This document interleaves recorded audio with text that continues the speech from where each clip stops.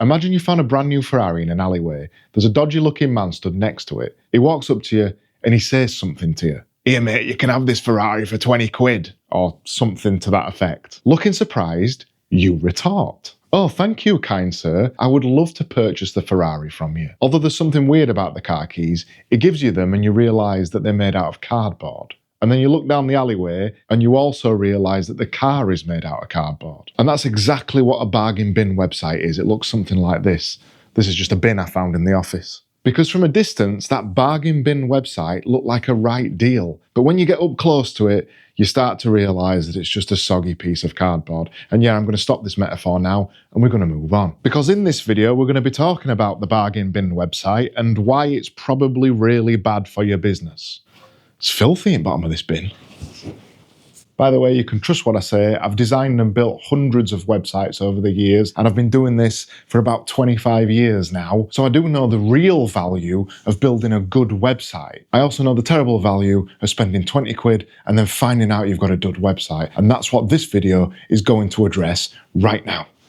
I get it, and I understand why you'd want to spend bargain bin prices on a website. 20 quid is damn appealing. However, what you quickly realise is that it has very serious other problems that are going to cause you endless problems down the line. Basically, all you're looking at is an alleyway of problems from problem 1, 2, through to about 1,000 problems. The phrase buy cheap and buy twice could never be truer for something like a website. You see, a website isn't just a series of pretty pictures. Your website will become the centre of everything that you choose to do in your business if it's done properly. Spending 20 quid though will mean that it's not done properly. Probably. No, pretty much definitely. But first, we have to talk about spanners. Come on. Now, I couldn't find a spanner, so we're going to have to make do with this bin, this screwdriver, this PC, and this bag. Now, the real cost of a bargain bin website is the fact that it's going to look like a bag of spanners. This isn't going to work, is it? Just like everyday life, a website relies on first impression. If somebody goes to your website for the first time, looks at it and thinks, "Oh my God, this website is a bag of spanners," they're not going to return in a hurry. The contact form not working, the font's looking a bit strange, the colour's not looking great, basically the site not looking professional. And when you're creating a business website, the website looking professional is a very important thing to get right. Just realise this table turns. Better not do that actually, because the computer costs quite a lot of money. The real issue here with a bag of spanners is more user experience rather than anything else. If the website's a bit glitchy, if it doesn't work on mobile or God forbid takes 10 seconds to load, the first impression that you're trying to create just isn't going to work. And even if you've only spent 20 quid on this cardboard Ferrari, by that point, nobody's going to want to visit it or drive it. I'm really hammering home that metaphor, aren't I? And if you're going to spend 20 quid, at least make sure the information on it's correct. You can at least do that for me rather than doing anything else. I know the other stuff's difficult. But let alone the fancy bollocks like brand damage and other words that we may talk about, the real issue with a bargain bin website is that it probably isn't built very well. So it won't perform well. And that's what we're going to go talk about now.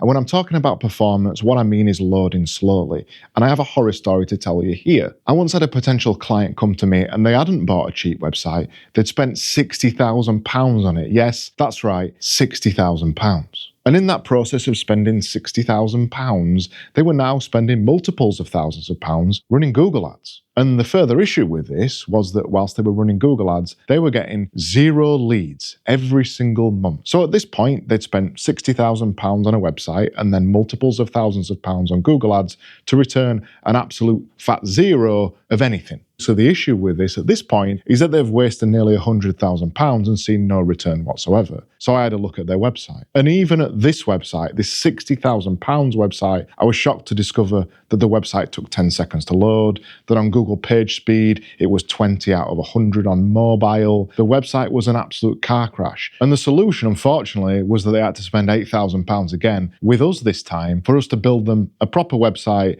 that loaded quickly, that worked on Google page speed, that allowed Google Ads to crawl it properly. Now, you probably haven't spent £60,000 on your bargain bin website. If you buy something like a Wix website, for example, it doesn't work properly with Google page speed, the contact form probably doesn't work either, and you can forget any custom tracking whatsoever with something like Google Tag Manager. If you want to use the website as a marketing tool in any way, i.e. you want to send traffic to it and get a result out of the other end, you're going to struggle because you've got a bargain bin website. Again, that's the issue, right? But even if you've fixed all that and you've finally got a good website, you move on to the next issue then. Let's talk about things being done. So we've established your website doesn't load properly because you spent 20 quid. It doesn't look nice because you spent 20 quid, but you've got it a bit fixed and now you think you're happy.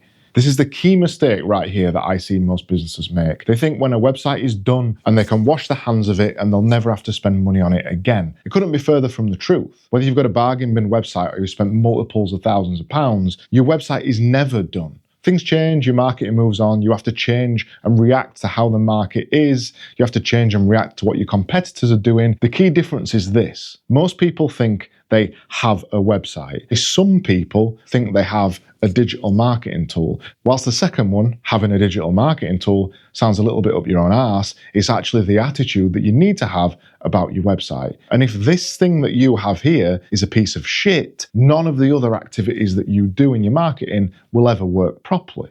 If you want your website to be a marketing cornerstone, you have to do it right and spend a serious amount of money. If you just want a website because you think you need one because you're a new business, you can pay any amount of money and the money you spend doesn't really matter. But be assured that website will bring you nothing. It'll be no kind of marketing tool whatsoever. The main real point I'm getting at with this video is that whilst the bargain bin website won't cost you much to make, it'll cost you everything in terms of your marketing, because your marketing won't be able to work until you invest seriously in a proper website. If you want to do your website right, I guess you go look at the video where I talk about the 317 websites that I've built and the 24 lessons I learned from it.